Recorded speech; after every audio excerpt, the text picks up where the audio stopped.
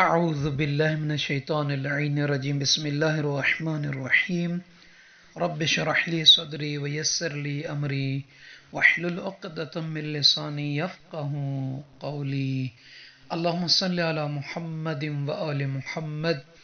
سامعین عزیز مومنین و مومنات، دعا ہے پروردگار عالم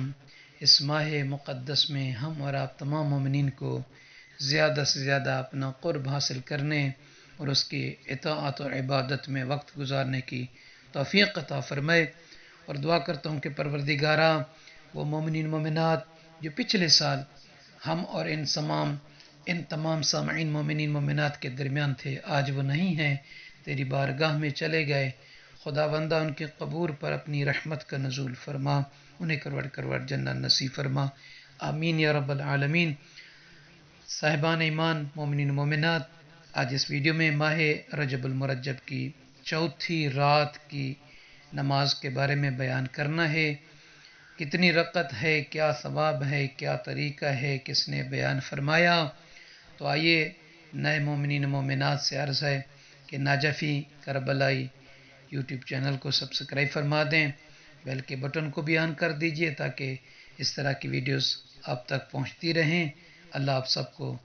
سلامت رکھے، آباد و شاد رکھے، آمین یا رب العالمین۔ سامعین عزیز، ماہ رجب المرجب کی چار کی رات کی شب کی نماز اللہ کے نبی حضرت محمد مصطفیٰ صلی اللہ علیہ وآلہ وسلم اپنے مبارک فرمان میں ارشاد فرماتے ہیں، ان النبی صلی اللہ علیہ وآلہ قال من صلی فی اللیلۃ الرابعۃ من رجب 100 رکعہ بالحمد مرہ وقل اعوذ برب الفلق مرہ وفی الثانیۃ الحمد مرہ وقل اعوذ برب الناس مرہ۔ اللہ کے نبی صلی اللہ علیہ وآلہ وسلم فرما رہے ہیں کہ جو شخص جو کنیز میری امت میں سے ماہ رجب المرجب کی چوتھی رات میں 100 رکعت نماز پڑھے، یا رسول اللہ اس کا طریقہ کیا ہے؟ تو سامعین عزیز، دو کر کے پڑھنی ہے، نیت اس طریقے سے کرنی ہے کہ ماہ رجب المرجب کی چوتھی شب کی 2 رکعت نماز پڑھتی ہوں یا پڑھتا ہوں قربتاً الی اللہ، اللہ اکبر۔ اچھا، کل ایک مومن نے کہا کہ اتنی لمبی نیت کیسے ہم ہر مرتبہ جاری کریں؟ دیکھیں، جب آپ 2 رکعت نماز پڑھیں تو اتنی قصد ذہن میں ہو کہ 2 رکعت نماز پڑھ رہا ہوں یا پڑھ رہی ہوں ماہ رجب المرجب کی چوتھی شب کی قربتاً الی اللہ، اللہ اکبر۔ اب جب دوبارہ دوسری کے لیے کہیں گے تو دل میں انسان کے دماغ میں جو قصد ہوتا ہے، دل میں ارادہ ہوتا ہے، وہی زبان پہ ان الفاظ کو جاری کرنا یہ ضروری نہیں ہے، مگر ذہن میں ہو، دل میں ہو، پھر اس کے بعد آپ اللہ اکبر کر کے 2 رکعت نماز پڑھیں۔ اسی طریقے سے تکبیرۃ الاحرام کہنے کے بعد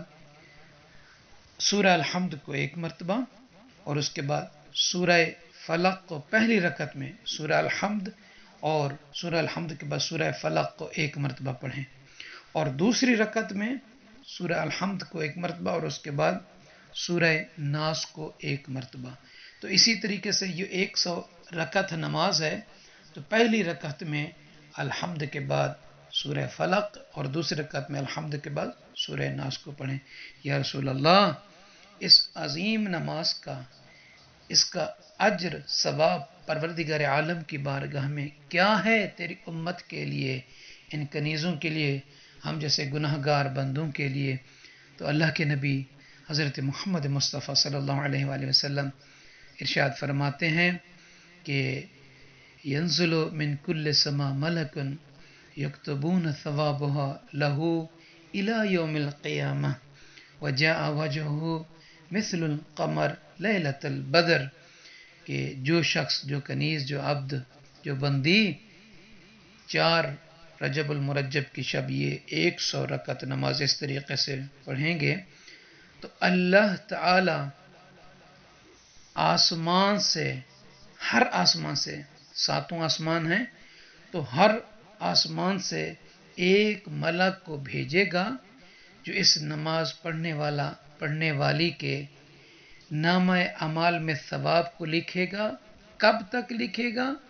इला यौमिल क़ियामा, क़यामत तक उसके लिए ये नाम अमाल में उसके वो सवाब लिखते रहेंगे। और जब वो नमाज पढ़ने वाला या नमाज पढ़ने वाली